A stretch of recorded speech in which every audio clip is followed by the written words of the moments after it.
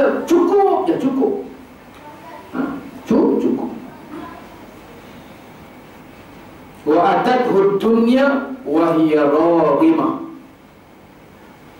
Dan dunia datang kepadanya dalam keadaan dia tiada ada berkehendak kepadanya. Dunia mai kat dia, dia tak mau dunia pun. Ada tak orang jenis ni? Orang yang wa man kanat akhiratu niyyata. Orang yang pada hatinya hanya akhiratnya. Nabi kata wa atathu dunya wa hiya raghimah. Orang yang hatinya sentiasa ataupun yang dia buat semuanya ingat akhirat, Nabi kata dunia akan mai kepada dia. Awal saya buka pondok di Kedah. Buka pondok di Kedah lagi teruk, tuan-tuan. Gaji tak ada, tuan. Gaji tak ada. Nak ada macam mana? Kan? Nak kena bayar ni lagi. Kadang-kadang bil elektrik pejabat pun duit sendiri. Kawan saya, tapi ada hamba Allah main bagi kereta kat atas biji Mercedes lama tapi Mercedes ya. Hak lama pun kira Mercedes ya, tuan. Dia bukan kira lama ke baru, tapi Mercedes. Saya kata hebat hang Mercedes tu. Dia kata lamanya kadang-kadang berhenti tengah jalan. Berhentilah buah minyak. Nampak tuan-tuan? Dunia main dia, kereta main dia. Bukan dia minta pun, tapi orang main bagi. Dunia main, itu sebagai contoh lah tuan-tuan. Sebagai contoh. Bukan senang nak dia balik ada ijazah, ada sanad Quran dan ada sanad hafal Quran. Tiba-tiba dia sanggup korban untuk buka pondok, nak bantu kampung dapat berkat. Ada pondok ni, ada tempat ilmu ni pun, kampung tu akan jadi berkat. Dia punya niat dia ni. Semuanya dia buat kerana akhirat. Dunia main kat dia, tuan. Dunia main kat dia. Sedangkan dia tidak mau dan dia tak minta dan dia tak jangka pun. Wa man yarzuq min haitsu la nahtasib. Allah sebut dalam ayat 1000 dinar tu kan. Kadang-kadang tak jangka mai tu tak jangka. Daripada mana mai pun tak ada jadi orang bagi. Apa sebab dia bagi pun tak tahu. Ambil ustaz, mudah bagi ustaz. Tapi sana sini urusan ustaz nak kuliah ceramah kan senang. Ada orang bagi. Inilah contoh-contoh yang kebenaran daripada kata-kata Nabi SAW. Apa yang kita boleh ambil daripada hadis ni? Diriwayatkan oleh Imam Bukhari. Hadis sahih. Hadis sahih Imam Bukhari. Yang kita boleh ambil apa dia? Memang kena ikhlas tu. Buat kerana akhirat tu. Kadang-kadang kita, tuan-tuan, memang pada peringkat awal niat kita baik. Kan niat kita baik. Nak belajar ilmu ni, belajar ilmu agama ni supaya faham ilmu agama, lepas tu boleh sampaikan ilmu kepada orang. Niat awal tu macam tu. Tapi duk tengok law ni, ustaz-ustaz law ni semua kaya-kaya. Dulu ni kalau ustaz dulu ke kampung-kampung kita tengok tu ustaz dulu naik basikal pun makat pun tak ada. Ada dulu kat kampung saya tu, saya pergi mengaji Quran di rumah kampung tu, pergi mengaji Quran dengan dia, ustaz bakar rumah. Dia bila masjid dan duduk mengajar Quran di kampung ni. Ramailah malam tu maghrib, sebelum maghrib dengan lepas maghrib tu memang ramai budak-budak dengar surau kan. Masya Allah. Satu hari kita tengok kan, dia nak balik daripada masjid tu, dia selok baju hujan dalam bagui tu, dia buat keluar. Kita ingat apa dia? Engko motor duduk dalam apa? Dalam sekali dia ambil, dia pasang, baru dia start. Tu ustaz-ustaz dulu. Kan? Tetap juga menabur bakti ataupun menyumbangkan ilmu kepada anak-anak kampung. Ustaz-ustaz lah tuan-tuan, tengoklah. Kereta pun besar-besar. Tu Ustaz Tanjung Garang pesona. Ustaz Tanjung Garang tu naik pesona. Ustaz lagi hebat lah. Kalau Ustaz asli Bollywood tu Alpak lah kan, vampire tu tau. Saya pun tengok sekali limbah vampire ke Alpak tu tau. Jadi bila jadi macam tu, wah, kita pun sekarang hantar anak kita pergi mengaji ilmu agama, bagi jadi ustaz, nanti dapat ilmu banyak tentang agama, tahu hukum agama, semua dapat, duit pun dapat. Niat kita dah ada benda lain dah. Niat kita dah ada benda lain dah, tuan-tuan, tu kita takut. Tu contohlah cerita saja, tak ada pun cerita.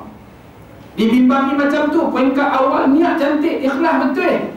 Tapi bila main perkara-perkara yang mendatang yang kita tengok di tengah jalan tu, menyebabkan kita dah terubah niat kita. Oh, cantik juga, yang ibu dapat juga cantik. Cantik juga. Sebab ada satu kisah di zaman Nabi SAW. Seorang lelaki yang datang berjumpa dengan Nabi SAW, tanya kepada Nabi, "Ya Rasulullah, ada seorang kawan aku ni, dia nak menyertai sama masuk menjadi anggota tentera ataupun nak berjihad pada jalan Allah Subhanahu wa ta'ala. Dia ni orang susah ya Rasulullah. Lalu dia nak masuk jadi tentera kamu, lepas tu dapatlah sikit pampasan ataupun dapat pampasan, dapat apa? Hasil ghanimah. Bila perang menang dapat harta, lalu Nabi akan agihkan kan? Nabi akan agihkan. Lalu dia tanya, apakah pandanganmu ya Rasulullah? Nabi jawab, tidak dapat apa-apa. Pahala apa pun tak dapat, ghanimah pun tak dapat. Orang macam ni Nabi tak bagi masuk jadi tentera.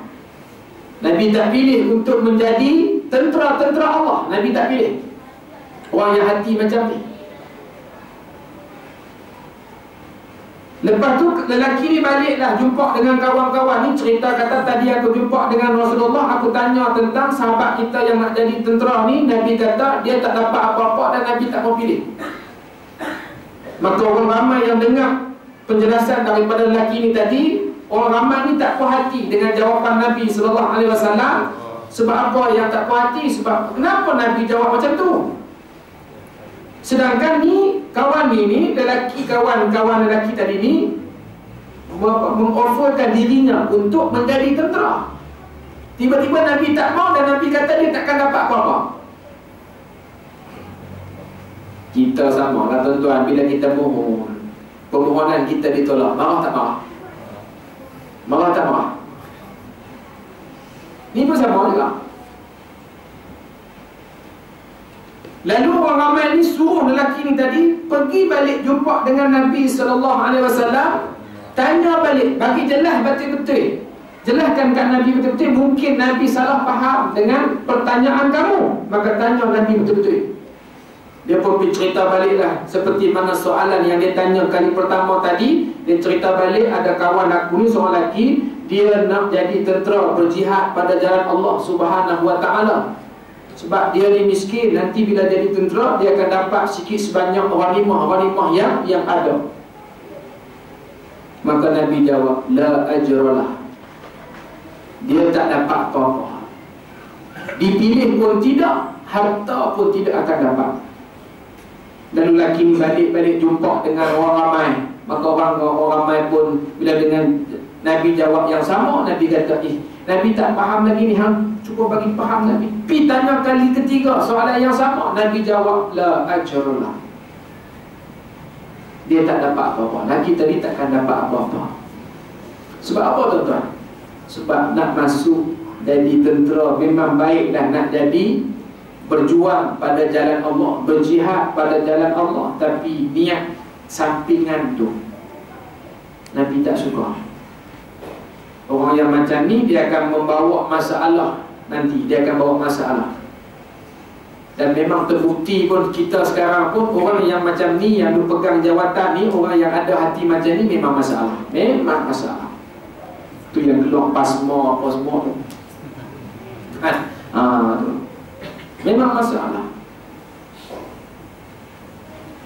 Sebab mereka tak faham betul-betul. Memanglah baik berjihad pada jalan Allah baik, tapi niat pun nak kena betul. Cara pun nak kena betul. Maka dikuatkan kita dengan hadis ini yang diriwayatkan oleh Imam Bukhari dalam Sahih Bukhari, tentang kita betul-betul nak kena jaga kita punya keikhlasan kita. Kadang-kadang keikhlasan tu di peringkat awal, mai tengah sikit keikhlasan tadi direntak oleh Allah Subhanahu wa ta'ala. Tadi kan masa tabung lalu, duit bubuh kan, ikhlas. Memang ikhlas tu. Bubuh pun sambil tengok muka saya, tangan dia bubuh, tapi mata dia tengok saya. Maknanya dia tak tahu berapa dia bubuh. Ikhlas tu. Nak cerita ikhlas ke sana? Ikhlas tak? Ikhlas tak? Tak tahu. Dia seluk kocek dia, bubuh. Mata dia tengok saya, tangan dia jolok lubang masuk. Masa tu ikhlas cantik. Tak lagi keluar masjid, keluar surau, minyak motor habis, nak habis merah. Minyak motor merah, kuning, oren. Bukan kuning, kuning lah, kira kuning. Minyak peta pun duduk lilap nyala. Selur balik kocek tadi. Keluar RM2. Mana 50 tadi? Kan? Mana 50 tadi? Allah, silap. Waktu tadi ni ikhlas dah. Yang silap atas kereta tadi, Allah hentak balik. Tuan-tuan, apa ni? Nak kena jaga betul-betul. Bukan senang tuan-tuan, nak ikhlas ni kan. Banyak hadis Nabi bawa main kat kita, bagi main kat kita, supaya kita boleh faham elok untuk menjaga keikhlasan kita dalam memastikan semua amalan yang kita buat ni memang kita buat baik dah ni. Memang kita dipilih Allah buat baik. Cumanya kebaikan kita itu biarlah jangan ada dipotong di tengah jalan, ataupun diambil ataupun direntak oleh Allah di tengah jalan. Apabila engkau tidak beramal dengan ilmu, maka apa jawapanmu terhadap hadis di bawah ini? Buniyal Islamu ala khamsin: syahadati an la ilaha illallah wa anna Muhammadar Rasulullah, wa iqamis salah, wa ita'iz zakah, wa sawmi Ramadan, wa hajjil baiti liman istata'ta ilaihi sabila. Islam itu diasaskan atas lima perkara. Penyaksian bahawa tidak ada Tuhan kecuali Allah, dan bahawa Nabi Muhammad SAW itu Rasulullah. Mendirikan sembahyang, mengeluarkan zakat, berpuasa di bulan Ramadan, mengerjakan haji ke Baitullahil Haram bagi mereka yang mampu pergi, liman istata'a ilaihi sabila, bagi mereka yang mampu pada jalan tu, iaitulah pergi buat haji. Ada yang balik buat haji? Ada balik? Ada, alhamdulillah. Semoga mendapat haji mabrur insya-Allah. Ni hadis ni, macam mana kita nak jawab nanti? Sedangkan kalau bunyian Islam itu tertegaknya di atas 5 benda ni, tiba-tiba kita tegak 4. Kita puasa, kita semayang, kita keluar zakat, kita bersyahadah kepada Allah dan juga Nabi SAW. Haji tak pi, duit banyak tapi tak pi. Duit banyak tapi tak pi haji. Macam mana kita kata banyak? Tak banyak macam mana? Saat lagi lepas kereta ni dia tukar kereta tu pula. Lepas kereta ni dia tukar kereta tu pula. Dia kata dia tukar kereta. Kalau pakai kereta yang sebelum kereta tadi dah rosak kan? Dah tak berapa nak sedap dah. Dah 5 tahun dah. Dia baru 5 tahun. Suara saya tahun 96. Kan? Sampailah. Kalau ikut memang ikut hati memang nak tukar lah tuan. Ikut hati. Tapi itulah kita kata, nak himpun ni, nak himpun. Biar hutang yang ada ni dah yang tu je. Nak himpun, nak pergi haji ni. Nak himpun. Tapi bagi mereka yang banyak ni, sat lagi sat-sat tukar, sat-sat tambah rumah, sat lagi motor tukar pula. Sat lagi tayar dia kata tak sedap pula, bunga ni tak sedap pula, tukar bunga ni pula. Hai yang bunga tu elok lagi, tukar juga sebab tak sedap. Dia kata kona tadi tak berapa sedap, lari sikit. Macam-macam nak tukar tuan-tuan. Jadi kita kata mampu tak? Mampu, tapi tak pi tuan-tuan. Tak tertegak tadi, walaupun kita duk rasa tak mampu lagi. Ramai orang faham kata kita perlu bayar hutang ni. Kalau nak bayar macam mana kalau hendak tambah hutang? Memang kalau kita masih ada hutang ni, kalau kita tak pergi haji lagi pun makna kita masih belum mampu. Tapi kalau ada tambah hutang, maknanya mampu lah tu. Mampu. Tapi ramai yang salah faham. Makanya kita katakan bunyan Islam ala khamsin, dia tertegak di atas 5 benda. Kita mesti tegakkan 5 ni dengan penuh keikhlasan. Syahadah kepada Allah pun dengan penuh keikhlasan. Syahadah kepada junjungan mulia pun dengan penuh keikhlasan. Kita sembahyang menghadap Allah pun dengan penuh keikhlasan. Jangan duk tunjuk dekat siapa-siapa.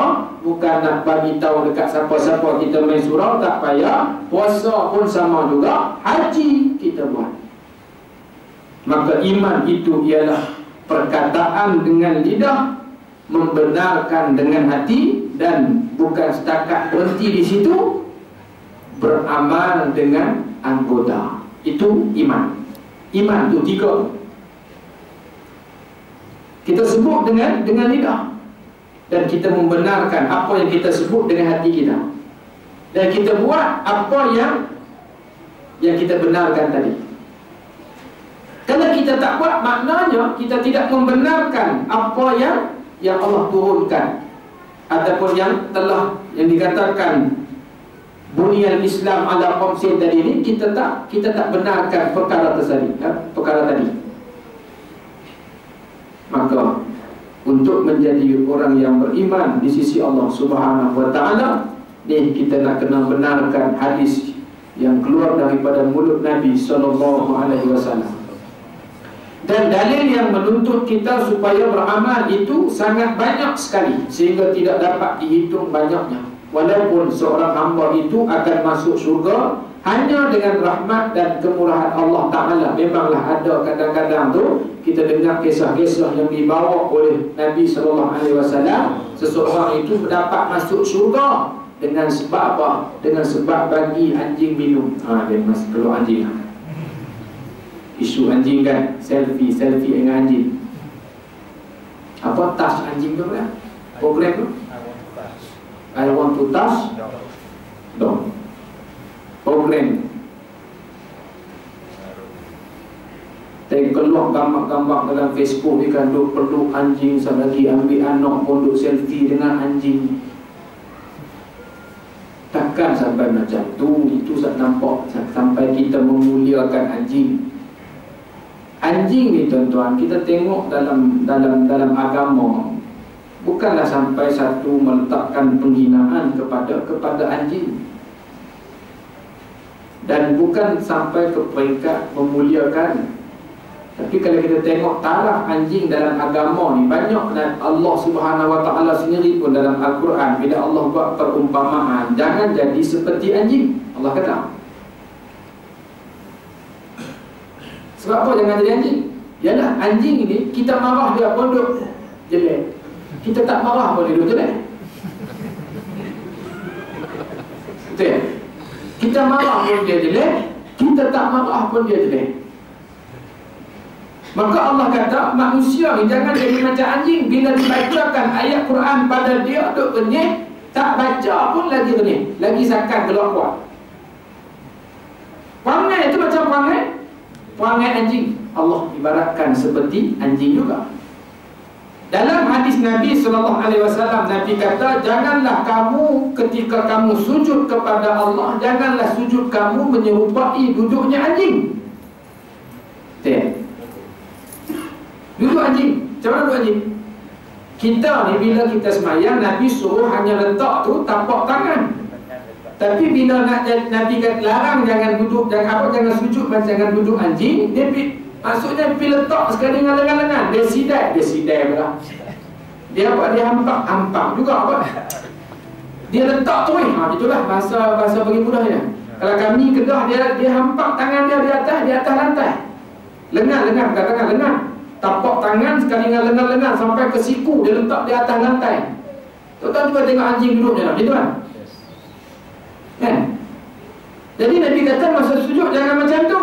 Sujud hanya tapak tangan saja yang lain angkat. Lelaki buka, perempuan masukkan. Itu kita kata taraf tu. Dan dalam Islam pun, kita tengok dalam hukum fiqh, bab memburu. Anjing ni boleh dijadikan binatang perburuan. Bila kita tengok burung, kita tengok burung jatuh, burung tadi tak mati lagi, anjing kita pergi ambilkan, gigit burung tadi, buat main kat kita, mati. Maka burung tadi boleh makan, walaupun belum sembelih, dia mati dengan sebab gigit anjing tadi. Itu untuk pemburuan. Kalau tembak belakang rumah tak boleh. Hukum tu hanya diboleh pada berburu sahaja anjing tadi. Tapi kalau belakang rumah kena sembelih. Kena sembelih. Ada part yang kita memuliakan anjing. Ada part dalam satu hadis Nabi SAW, satu hari bila Jibril main kepada Nabi SAW, Nabi tanya Jibril, kamu telah mungkir janji malam tadi, janji nak datang tapi you tak datang. You pula kan, kamu tak datang malam tadi, janji nak datang tapi tak datang. Jibril jawab, aku bukan tak datang, aku datang, tapi bila datang, di bawah pangking tempat kamu tidur itu ada anjing di bawahnya, maka aku tidak masuk ke dalam rumah yang rumah itu ada anjing. Sebab tu kalau kita tengok dalam mazhab Imam Maliki, dibenarkan membelah anjing, buat macam kucing, tapi tak boleh malam, tak boleh letak rumah. Belah di luar. Dalam mazhab Imam Malik boleh belah anjing. Kita pun Imam Syafi'i pun boleh belah anjing, dan cuma tak boleh sentuh dia kena sama. Dalam Imam Malik dia kata kalau tak basah tak apa, kan, boleh belah. Tapi Imam Malik sendiri pun kata jangan belah duduk dalam rumah. Sebab itulah, sebab Jibril tak masuk. Bila macam tu, bila Jibril kata Jibril tak masuk, datang tak masuk sebab ada anjing, besoknya Nabi arahkan sahabat pergi tangkap anjing-anjing, bunuh.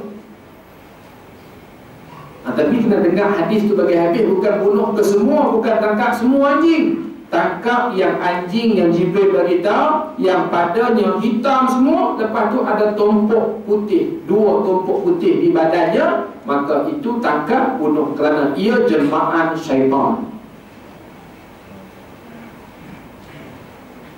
Hadis tu hadis dhaif. Saya beritahu saya, hadis tu hadis dhaif. Walaupun dhaif tapi hadis. Faham? Itulah taraf dia. Taraf anjing dalam itulah. Jangan sampai kita memuliakannya. Jangan sampai kita memuliakannya. Dan jangan pula kita bila jumpa anjing ambil kayu duk godam dia pula, janganlah. Kita kata taraf dia. Bagi saya program itu program yang tidak baik. Bagi saya lah, tuan-tuan nak kata baik, saya tak marah. Itu pandangan tuan-tuan. Pandangan saya pun tuan-tuan tak boleh marah sebab pandangan saya. Pandangan itu, program itu tidak baik. Dan ustaz kepala tu, kita dah dengar dah dia punya video dia, penerangan dia, okey, tak ada masalah.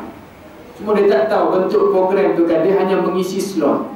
Kita duk maki lah ustaz tu Kristian lah apalah, kita pakai terima tuan-tuan.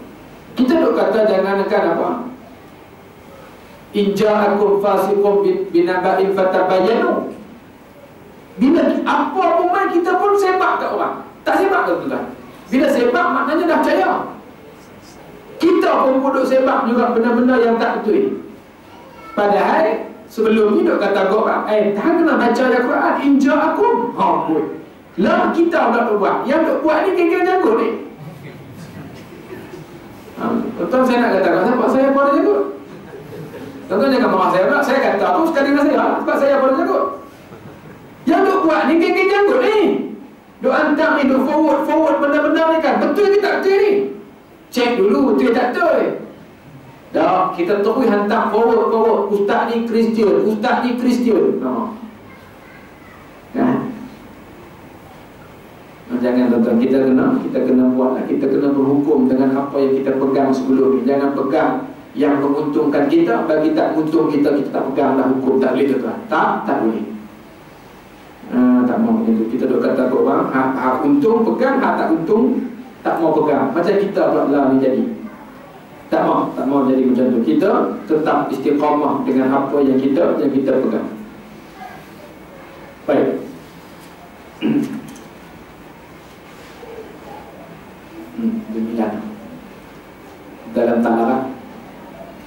Namun rahmat dan kemurahan itu didapatkan setelah seseorang hamba itu mempersiapkan diri dengan ketaatan dan juga ibadah, kerana rahmat Allah itu dekat kepada hamba-hambanya yang berbuat baik. Rahmat itu dekat dengan orang buat baik. Sebab tu kita pun dianjurkan supaya berkawan dengan orang baik, kerana di sana pun ada rahmat. Kita buat benda baik, kawan dengan orang jahat, macam mana? Lama-lama takut rahmat yang ada dekat kita pun takut lari juga. Sebab tu Nabi suruh kita mencari kawan-kawan yang baik. Dan bukan bermaksud tinggal terus yang geng-geng tak semayang ni, tinggal terus geng-geng tak main bola. Jangan tuan. Sampai bila mereka nak boleh main kalau kita pun tinggal lebar? Maknanya kita tetap juga dengan usaha-usaha dakwah kita, usaha-usaha perbagaikan usaha tu. Jangan hanya mengharapkan orang yang datang tu saja dah. Perbagaikan usaha, turun pergi ke rumah ke, buat di sana pula, buat usrah AJK di rumah-rumah AJK ke, ataupun usrah turun pergi anak-anak karya. Kan yang ada di taman-taman ni dekat-dekat kita bawa pergi. Malam ni kami orang AJK surau main nak melawat macam-macam tentu. Seandainya ada orang berkata masuk surga itu hanya dengan semata-mata beriman. Ini i'tiqad ahli sunnah wal jamaah, kan kita dah dengar kan. Masuk surga tu hanya semata dengan beriman. Maka kami jawab memang begitu, tetapi bilakah seseorang itu dapat sampai ke sana dengan selamat, dan berapa banyak halangan dan dugaan yang besar-besar yang mesti dilaluinya sebelum sampai ke sana. Memanglah nak masuk syurga tu dengan hanya beriman. Tapi dalam kita nak memastikan iman sentiasa duduk dengan kita, iman kita sentiasa bertambah, kan di sana ada ujian-ujian dia. Perjalanan itu jauh, maka di sana itulah yang ada pancaroba tu. Maka itulah yang kita nak kena hadapi. Iman tetap iman. Macam mana nak jaga iman? Dia ada cara. Macam mana nak mengekalkan iman? Dia ada cara. Macam mana nak tambahkan iman? Ada cara. Macam mana nak bagi iman tak ada langsung dengan diri kita pun ada juga. Ada sebab juga. Ada orang tu iman tu ada elok-elok, dia sendiri yang keluarkan iman pada diri dia, keluarkan iman daripada isteri dia. Dia ambil ni, isteri ni pakai tudung, masa dia ambil tu bini dia pakai tutup aurat. Dia pula CEO, contohlah. Nikah dengan orang kampung, contoh. Bila nak pergi majlis-majlis ni, bini datuk-datuk, CEO syarikat besar-besar apa semua ni, semua pakai baik-baik punya baju, labu Gucci, labu gundok, macam-macam lah kan.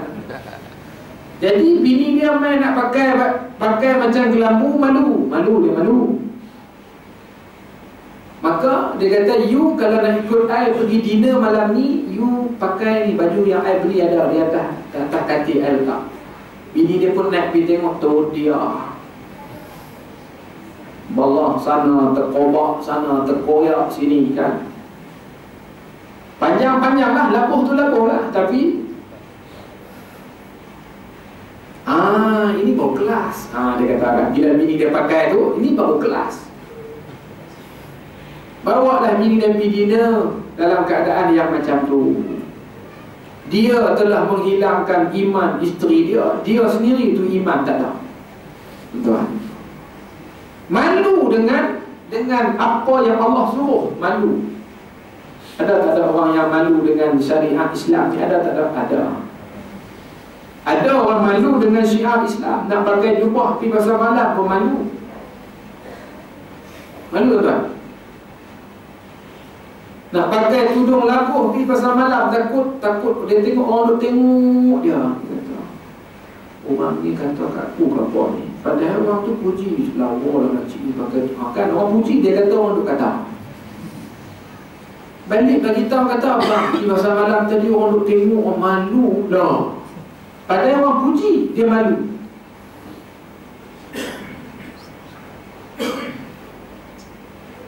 Bini suami dia kata, kalau macam tu tak payah pakai tudung. Dapat pula hantu raya. Lelaki tu hantu raya. Jadilah rumah tangga tadi kampung hantu raya.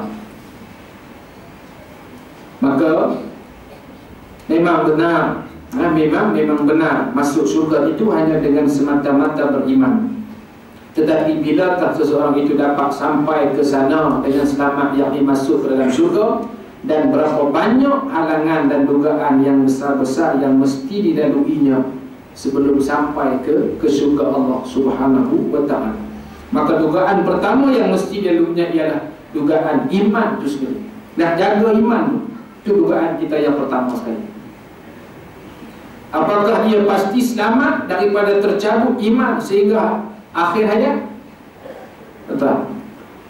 Kita boleh pastikan selamat iman kita dalam keadaan dunia yang semakin jauh dengan agama ni. Dunia dah kembali kepada apa yang telah Nabi sebut. Islam kembali didagang. Islam kembali didagang. Pelik bila orang buat, pelik. Kita pun terikut-ikut sama dengan pandangan ataupun persepsi-persepsi yang ada kepada masyarakat di zaman mutaakhir ni. Maka dibimbangi iman tadi tak sampai ke akhir hayat. Dan apabila ia telah mati dalam keadaan beriman, maka apakah telah pasti pula bahawa ia tidak akan muflis ataupun rugi.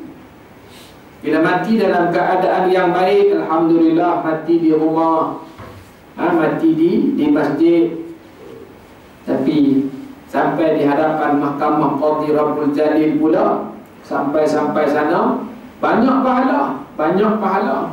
Bila duk timbang-timbang, lepas tu mai seorang dulu dia kata kat saya, Allah kata, okey, ambil pahala dia, bagi sikit kat orang yang hang kata dulu ni, bagi. Sekali mai pula seorang lagi, dulu dia maki saya. Allah kata, ambil pahala kawan ni, bagi dekat orang yang kena maki tadi. Ambil. Tadi banyak, tak ada lah, tinggal sikit lah. Allah tu kata tu, boleh tak boleh kita berada dalam golongan yang memang tidak rugi daripada mati dalam keadaan yang baik di akhirat ataupun di padang mahsyar, ditimbang di mahkamah qadhi pun kita tidak termasuk dalam golongan yang rugi. Dan berkata Imam Hasan Al-Basri rahimahullahu ta'ala, Allah ta'ala berfirman kepada hamba-hambanya pada hari kiamat nanti, masuklah kamu ke dalam syurga dengan rahmatku, dan tentukanlah kedudukan kamu masing-masing mengikut amalan kamu. Bila orang yang dah memang disahkan Allah masuk dalam syurga, api pilih tak mana, ni bawa sat malaikat, ditunjuk tempat lebar. Sampai di sana, kawan kita duduk di sebelah kita, malaikat bawa ni naik tempat yang lagi sempoi punya, kita duduk di bawah, kita kata aduh ibu nyesal dia. Tanya malaikat, sebab apa aku tak boleh duduk di atas ni? Amalan hang kurang. Allah baru menyesal. Ada juga orang dalam masuk dalam syurga menyesal tak? Kita tahu lah orang duduk dalam neraka ni memang menyesal lah. Memang menyesal. Tapi dalam syurga nanti ada orang menyesal. Sebab apa menyesal pula? Dah masuk syurga pun menyesal lagi. Menyesal juga. Sebab apa? Tengok kawan dia dapat lagi nikmat lagi banyak dalam syurga. Sebab perbandingan takwa ataupun kelebihan iman tu banyak sikit amalan dia, maka dia dapat kelebihan yang besar sikit, yang hebat sikit berbanding kita. Maka pada ketika itu kita pun menyesal. Tapi syurga lah. Tapi syurga. Maka untuk semua tu tuan-tuan, belajarlah, perbanyakkanlah, rajin-rajinlah menghadiri majlis ilmu. Dan dengan ilmu yang kita dapat, yang kita rajin tadi, yang kita selalu hadirkan diri ke majlis ilmu itu, dengan ilmu-ilmu itu kita kena amal. Wajib kita amalkan. Kalau tidak, ia tidak memberi manfaat kepada kita, dan dia tidak memberi keselamatan kepada kita di hari akhirat nanti. Wallahu a'lam. Bismillah. Sekadar itu saja, tuan-tuan. Bab ilmu tidak manfaat sekiranya tidak diamalkan. InsyaAllah kita jumpa lagi di bulan-bulan yang ataupun di waktu-waktu yang lain. Sekiranya diberikan kesempatan, saya mohon ampun di atas kekurangan dan juga kesilapan saya pada malam ini. Dan juga saya minta ampun pada Allah Subhanahu wa ta'ala. Yang baik sekali lagi datang daripada Allah, yang tidak baik datang daripada kekurangan ilmu dan juga kejahilan ilmu yang ada pada saya. Kita jumpa lagi di lain masa insya-Allah. Saya doakan tuan-tuan sentiasa diberikan taufik dan hidayah daripada Allah, dan sentiasa diberikan kemenangan iman ke dalam diri tuan-tuan dan juga diri saya lah tuan-tuan. Moga-moga kita dipanggil Allah dalam keadaan kita beriman, dan di akhirat sana kita bersama orang-orang yang beruntung ataupun berjaya.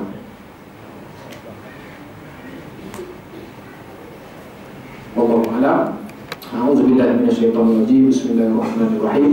Allahumma radina billahi rabba wa bil islam dina wa bi Muhammadin nabiyyan wa rasulah. Allahumma aftah alaina futuhal arifin warzuqna fahman nabiyyin bi jahi khatamil mursalin. Allahumma faqihna fid din. Allahumma faqihna fid din. Allahumma faqihna fid din wa 'allimna ta'wil wa hina siratal mustaqim. Allahumma arina al-haqqa haqqan warzuqna ittiba'ah wa arina al-batila batilan warzuqna ijtinabah. Allahumma zidna ilma. Ya Allah, tambahkanlah ilmu kepada kami. Warzuqna fahma, dan berikanlah kami kefahaman akannya. Allahumma nawwirna binuri ilmi. Ya Allah, cahayakanlah kami dengan cahaya ilmu. Wa ab'idna nisyan, dan jauhkanlah kami daripada sifat lupa. Allahumma rzuqna fahman nabiyyin. Ya Allah, berikanlah kami kefahaman seperti mana kefahaman para nabi. Allahumma ja'al jam'ana hadza jam'an marhuma wa tafarruqana min ba'dihi tafarruqan maksuma. Sallallahu ala sayyidina Muhammad wa ala alihi wa sahbihi wa baraka wa sallam. Walhamdulillahi rabbil alamin. Taqabbalallahu minna wa minkum.